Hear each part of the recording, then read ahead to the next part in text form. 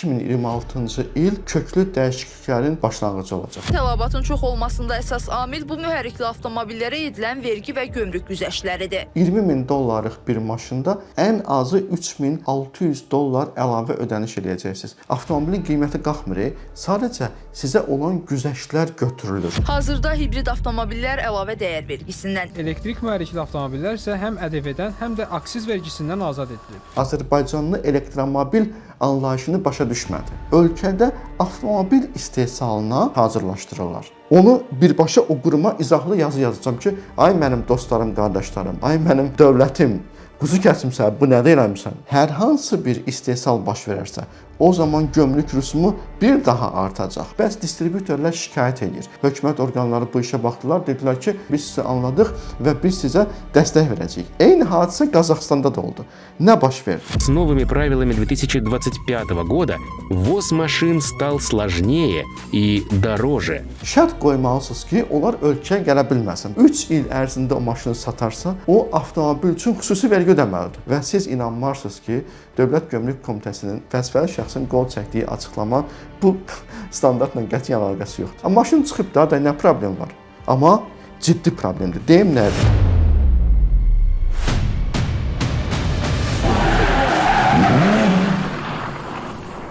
Dostlar salam.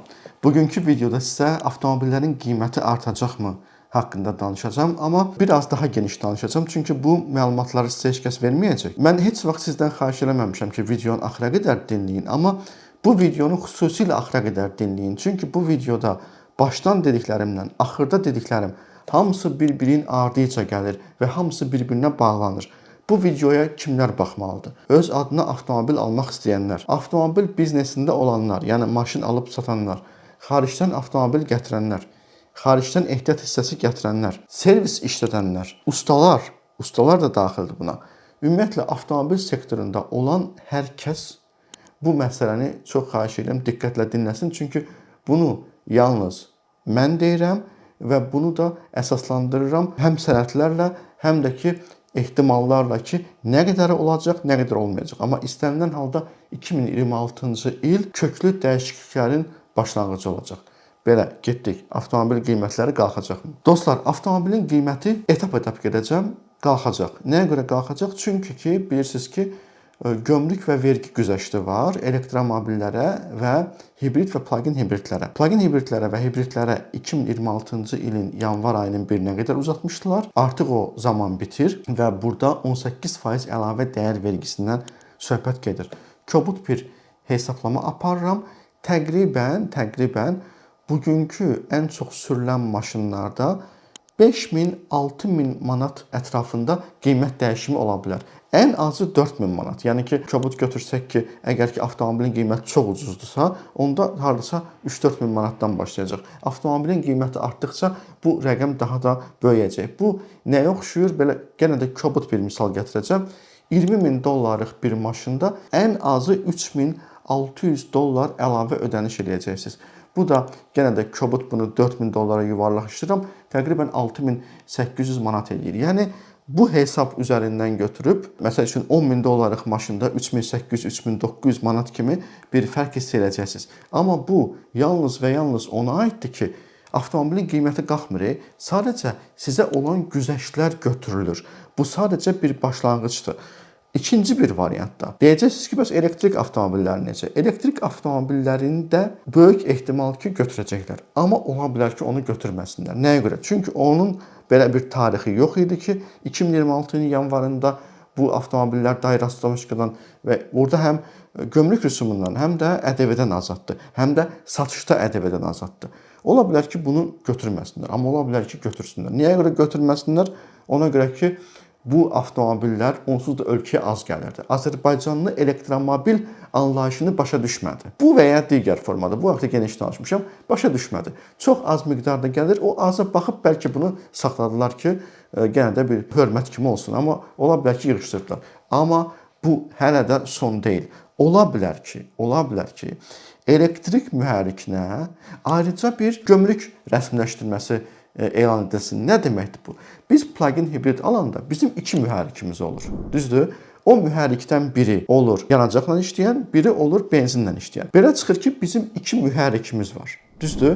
Və hər zaman gömrük rəsmiləşdirməsi mühərrik üzərindən hesablanır. Bəzi ölkələrdə mühərrik həcmi böyüdüyü kimi elektrik mühərrikinin də gücü böyüdükcə rastlaşma fərqlənir və bu bir yenilikdir ki, ola bilər ki, Azərbaycanda bunu da tətbiq eləməyə başlayarlar. Yəni sadəcə əvvəlki rəqəmlər geri qayıtmayacaq, eyni zamanda bunu da tətbiq edəcəklər. Bu o deməkdir ki, gömrük rüsumu biraz da yüksələcək. Dostlar, indi isə keçirəm əsas bir sənədə, hansı ki, heç kəs Azərbaycanda buna diqqət eləmir. Kimdən soruşsan deyəcək ki, nə bilim, gömrükdə təzə bir sertifikat çıxıb və bu sertifikata görə məndən pul aldılar. Verdim, gəldim də, maşının dedilər rastlaşmasına görə vacib idi.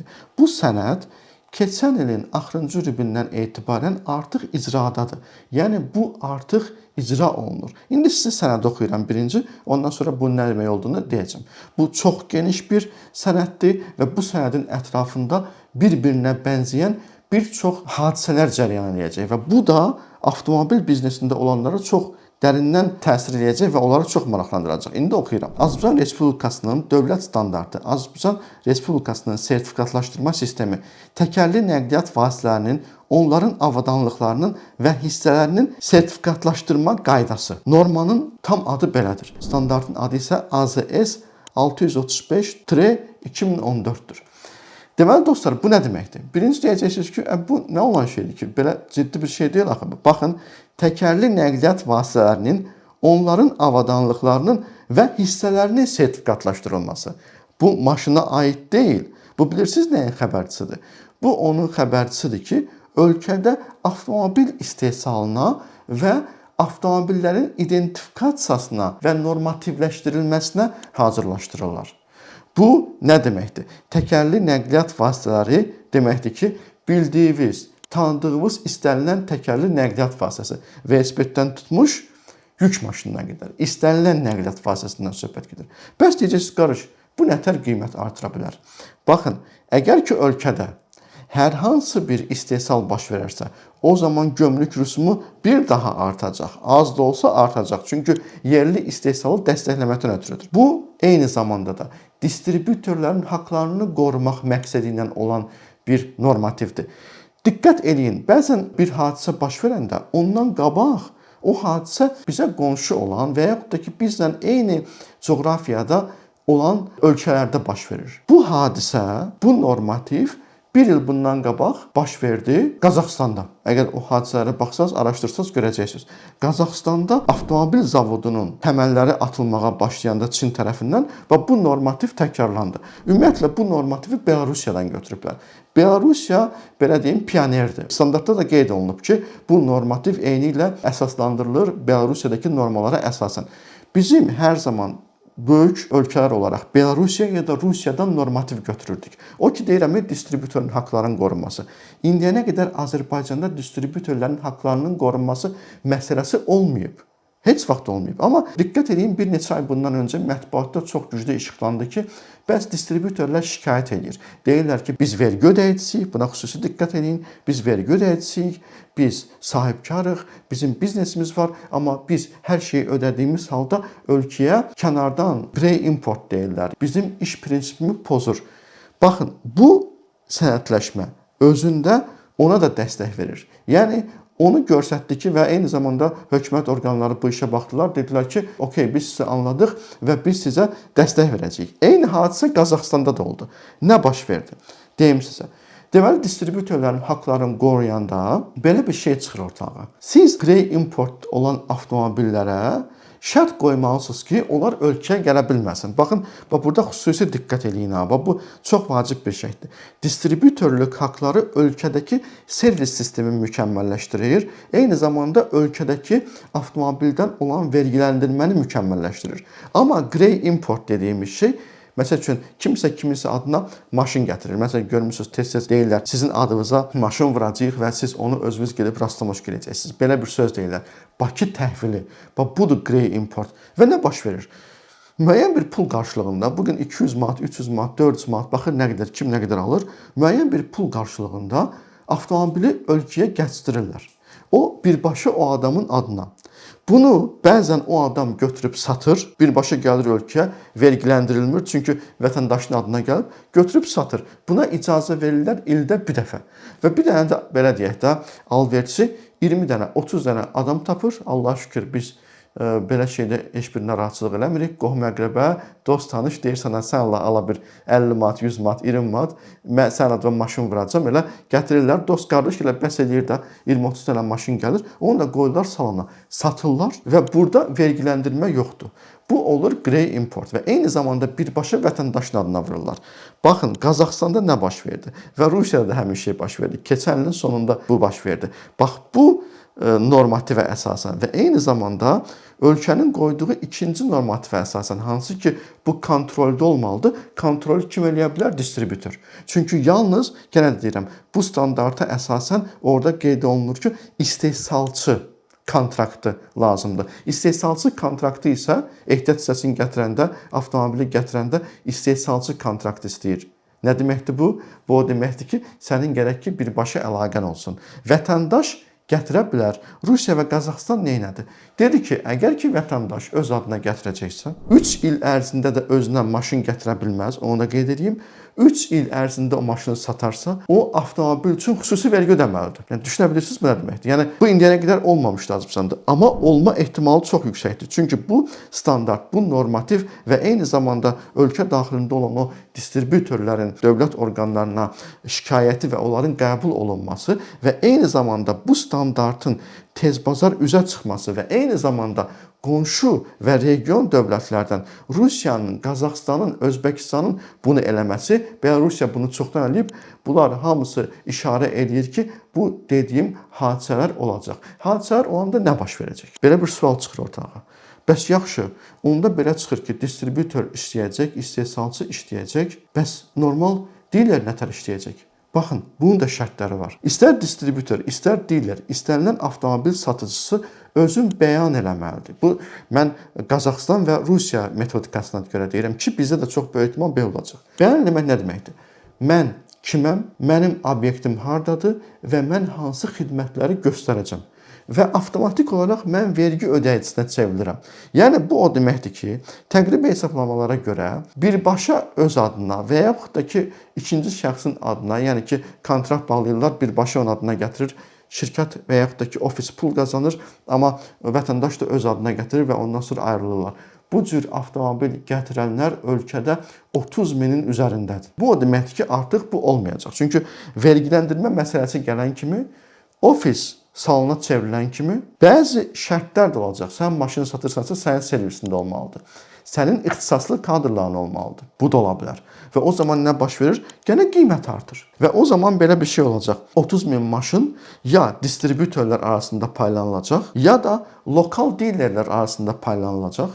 Yenə də bu yüzlərlə olmayacaq. Bu olacaq 10, 20, 30. Yəni konkret biləcəksiniz ki, bu şirkət bu işlə məşğuldur, vergisini verir. Bu distributor bu işlə məşğuldur, vergisini verir. İndi gələk ustalıq məsələsinə. Diqqət edin və ehtiyat hissəsi mağazası məsələsinə. Orada qeyd olunur ki, təkərli nəqliyyat vasitələrinin, onların avadanlıqlarının və hissələrinin sertifikatlaşdırma qaydası. Bu nə deməkdir? Bu o deməkdir ki, siz ehtiyat hissəsi gətirəndə onu sertifikatlaşdıracaqsınız. Və ehtiyat hissəsinin sertifikatlaşdırılması üçün müəyyən normativ sənədlər olacaq. Bu normativ sənədlərin təməlində distributorluq sənədi durur, dealerlik sənədi durur, təmsilçilik sənədi durur. Daim mən gedim, hansısa bir ölkədən, küçədən, bacadan, adı sanı bilinməyən 3-5 dənə capçasını alım, qaça-qaça gəlin bura, bu işləməyəcək. Bax, budur məsələ. Yəni, İlk dəfə Azərbaycanda bu sənədlə bərabər, distributorluq sənədi ilə bərabər və eyni zamanda avtomobil sektoruna nəzarətlə bərabər ehtiyat hissəsinə nəzarət gələcək. Və onda nə baş verəcək? Artıq əlləm-qəlləm, adı sanı bəlli olmayan, standartlara cavab verə bilməyən, ümumiyyətlə kontraktımız olmadığı şirkətlərin məhsullarını və o cümlədən yalançı adlarla, məsəl üçün bir də görsən ki, deyir, Qardaş, Allah haqqı orijinaldır, amma onun orijinalla əlaqəsi yoxdur. Orijinalın artıq sənədi tələb olunacaq. Məsəl üçün, zapças Mercedes-isə Mercedes-in tələbi, Toyota-dırsa Toyota-nınki, Volkswagen-insə Volkswagen-in sənədi tələb olacaq ki, qardaş, sənin bu şirkətlə nə əlaqən var ki, sən bu Volkswagen-in zapçasını gətirirsən və yaxud da ki, Toyota-nın zapçasını gətirirsən. O zaman siz buna cavab vermək məcburiyyətində qalacaqsınız. Və bu da ehtiyat hissəsi mağazasının işini biraz ciddiləşdirəcək. İndi isə keçirik nəyə? İndi isə keçirik ustalara. Bəlkə də artıq ustalar görüblər. Bəlkə də artıq onlar bundan rastlaşıblar. Bəzi qurumlar artıq onlardan nə iş gördükləri haqqında list istəyir. Yəni deyir ki, sən bax nə iş görürsən? Sən motoristsən, hansı motorlara baxırsan? Baxdığın motorlar haqqında nə bilirsən? Təhsilin varmı? Onun qiyməti nə qədərdir? Xidməti neçə göstərsən? Hər hansı bir qiymət listi düzəlt. Bizə deyirlər. Və biz bilək ki, sənin obyektin bu işlə məşğuldur. Məsələn, tutaq ki, saç qırxan saç kəsir, nə işlə məşğuldur? Saç kraskalayır, saç kəsir, qaş düzəldir, nə bilim, üz qırxır. Nətər ona deyirlər ki, xidmətləri say, indi də ustalara deyəcəklər xidmətləri say və eyni zamanda yenə də deyirəm, ola bilər ki, distribütörlük qanunları həddindən artıq sərt icra olunar. Onda hər bir usta hər hansı bir avtomobil şirkəti tərəfindən lisenziyalaşdırılmalıdır. Düzdür, bu çox çətindir. Amma ola bilər. Ola bilər. Nəyə görə? Çünki unutmayın ki, bax bir ildir ki, artıq bir ildir ki, biz taksi ilə bağlı qanunları gördük, düzdür? Tam olaraq bir ildən sonra dedilər ki, sən demə düz deyirlərmiş, yolun ortasında saxlamaq olmazmış. Yolun sağından keçəndə ayna qoymur, ştraf eləyir. Yolun ortasında saxlayanda qəza şəraitli polis ştraf eləyir. Bəs bu taksi uçsun, amma baxın, bir ilə yaxın vaxt çəkdi.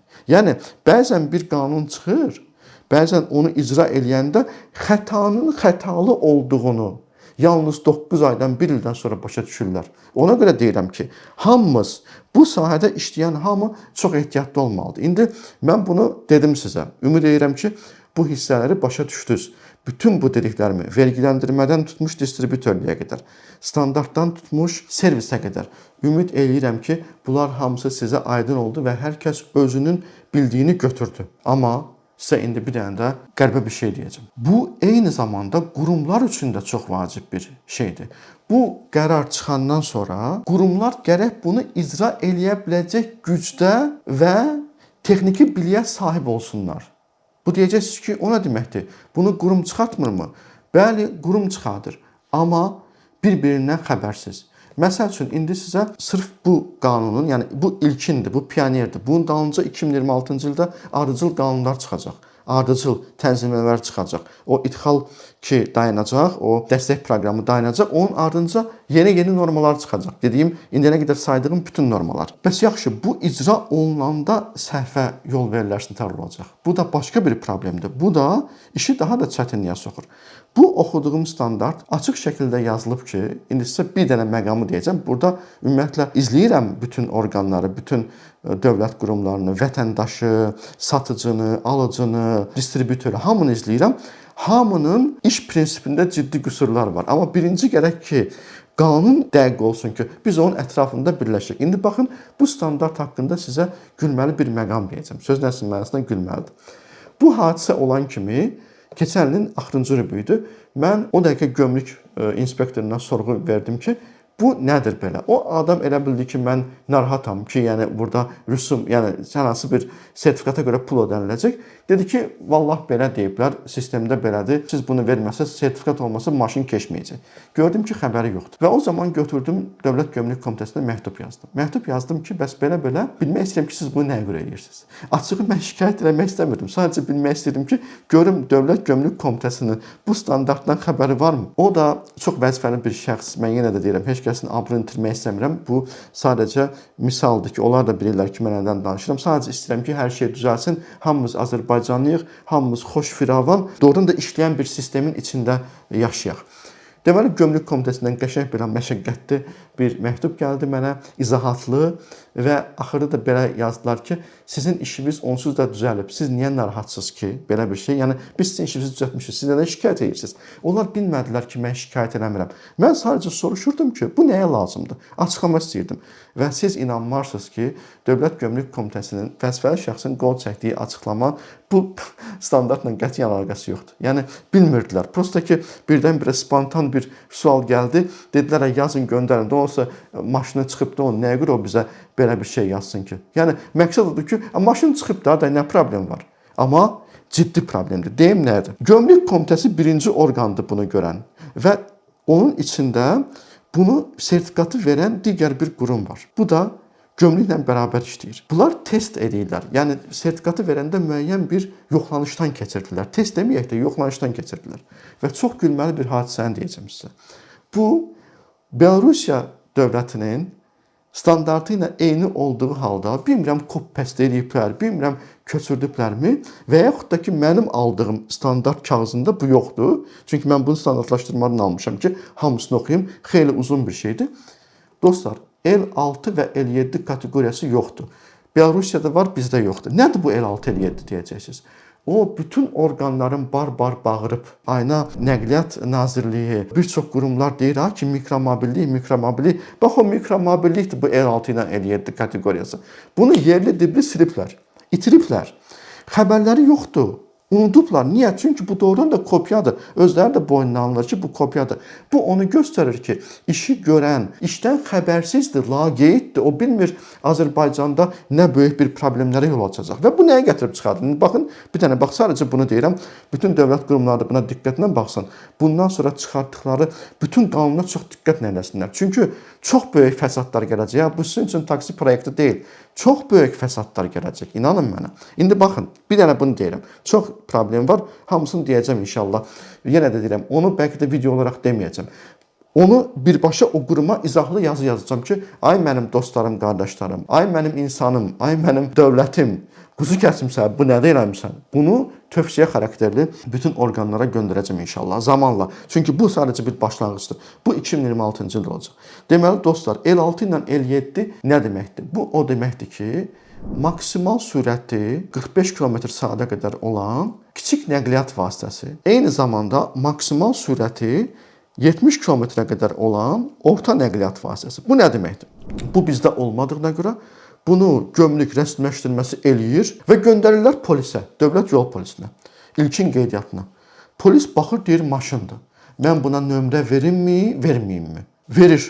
Nömrəni verir. Və nömrəni də verəndən sonra bu maşın çıxır hara? Yola. 45 km maksimal sürətlə. Yol hərəkəti qaydasına görə bu sağla getməlidir. Çünki bu trasda gedə bilməz, yolda gedə bilməz. Amma nömrəsi olduğuna görə yola çıxır və qəza şəraiti yaradır. Baxın, görürsünüz, bir dənə burada olmamağı dövlət yol polisində işin pozdu. İkinci bir məsələ. Tutaq ki, dövlət yol polisi buna nömrə vermir. Nəyə əsaslanıb nömrə vermir? Birinci sual. Birinci buna əsaslanmalıdır. Bu da yoxdur. Bu birinci qurumdur ki, o ona sənəd verir. Yoxdur o da. Nömrə vermir və o getdi. Düzdür? Çıxdı yola. Nömrəsiz nəqliyyat vasitəsi yolun harasına hərəkət eləməlidir? Yenə qanunvericiliyə görə. Yolun salı ilə. Yolun sağında da kim var? Ayna var. Avtobus var. Dank kameralar çəkir. Tez gedin onu tutun. Qardaş, əgər doğrudan da L6, L7 olsaydı, onda ayna da gərək öz qanunvericiliyini dəyişəydi ki, sağda gedən nəqliyyat vasitələri bunlar ola bilər və bu xüsusi kateqoriyadır. Bunun da üstündə filan sertifikat var, hansı ki o bu standarta uyğundur və onu Dövlət Gömrük Komitəsi idxalda qeyd edibdir. Bax, görürsünüz, bütün dünyada belə gedir ha. Bizdə nə var ki, orada kimsə kompüterdə copy-paste eləyəndə yadından çıxıb, heç kəs də baxmır. Hamı bunu buraxıb standarta.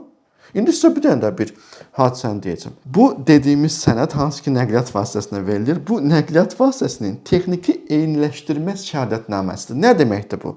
Xaricdən bizə bir maşın gəlir, Dövlət Gömrük Komitəsi bunu birinci görür, rastlamaş qanunlar eləyir da. Bunlar bunu Azərbaycan standartı altında eyniləşdirir, milliləşdirir də, elə ki, belə deyək. Eyniləşdirir və onu göndərir daxildəki digər Azərbaycan qurumlarına. Onu ikinci görən qurum isə kimdir? Dövlət yol polisinin ilkin qeydiyyatı. İndi bir dənə bir hadisə. İlkin qeydiyyatda Bu sənəd yoxdur Dövlət Yol Polisinin ilkin qeydiyyatında.